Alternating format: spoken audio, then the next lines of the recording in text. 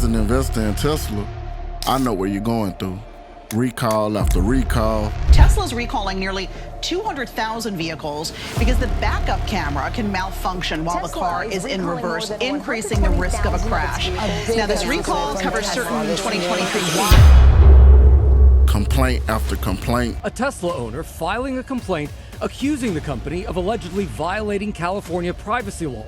All of these vehicles right here, all of them have dead batteries because of those charging stations. They're not working. We tried to call Tesla for help and nothing. And an array of negative headlines. Tesla is a Magnificent Seven's biggest laggard year to date. Tesla's getting hit with a big downgrade to underweight from equal weight over at Wells Fargo. I mean, this was definitely what I'd call a disaster. With all of this bad news surrounding Tesla, you can't help but think, is Tesla officially over?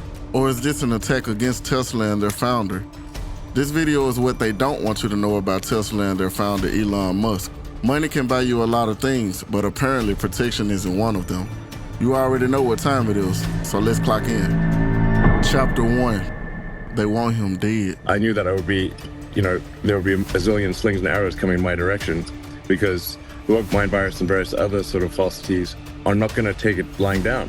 And I could just end up being killed by some crazy person. They have come to Austin to try to kill me, and with guns. Over the past couple of months, Elon has made some enemies. Some I probably wouldn't dare go against.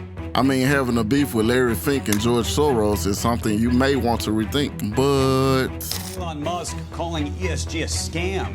After Tesla was removed from the S&P Global's ESG index, Elon Musk tweeting on Wednesday, quote, Exxon is rated top 10 best in world for environment, social, and governance by S&P 500, while Tesla didn't make the list. ESG is a scam. It's been weaponized by phony social justice warriors. If you've watched our video about the guy who actually runs America, then you know Larry Fink is nothing to be played with.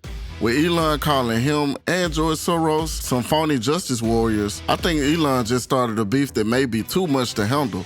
I don't think those two actually sent people after Elon, but take in mind, Elon is also beefing with this guy, Vladimir Putin. Vladimir Putin is the president of Russia and also former KGB intelligence officer. This guy is pretty much trained to kill and has a whole army behind him. Elon's assassination attempts surprisingly haven't been talked about publicly.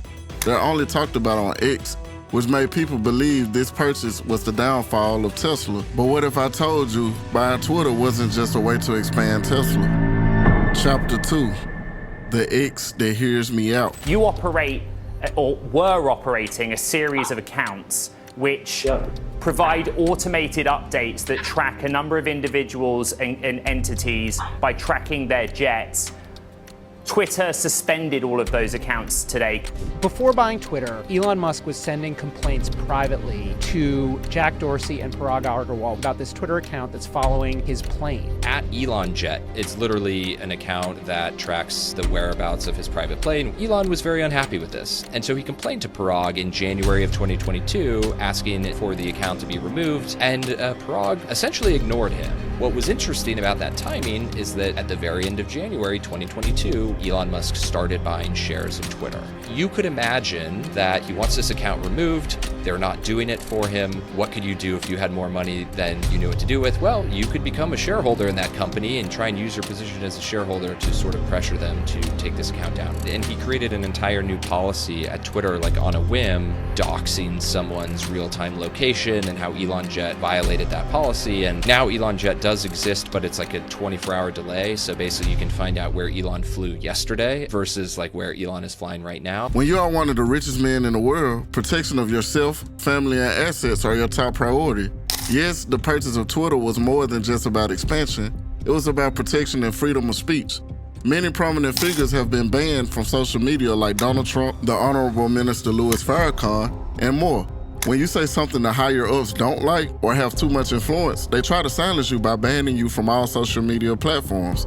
By Elon buying his very own social media platform, he can continue to speak his mind. And who knows, the purchase of Twitter could be what Elon needs to take Tesla and Neuralink to the next level. Right now, everyone's hooping and hollering that, yo, Elon Musk just bought Twitter. That's dope, right? Right. Depends on what he uses it for. Right. Right? Right. And let's hope that it's for all the right reasons. Right. Because he also owns Neuralink. And Neuralink is, the ability to, think into the machine without having to write. That's dope. Wow. And also AI. And the AI that he has is super important. But if Twitter's fire hose would be used to train the AI, well, wow, if you needed data, that's like the biggest data pipe. Right. And if you need that data pipe to feed artificial intelligence, well, wow, now you got the most powerful AI on the planet ever. Chapter 3, the storm is almost over. We are in the midst of what we call, or what many have called, an EV winter. Although sales have went down, there is still room for growth. I like to think that Tesla is in the year of regrouping.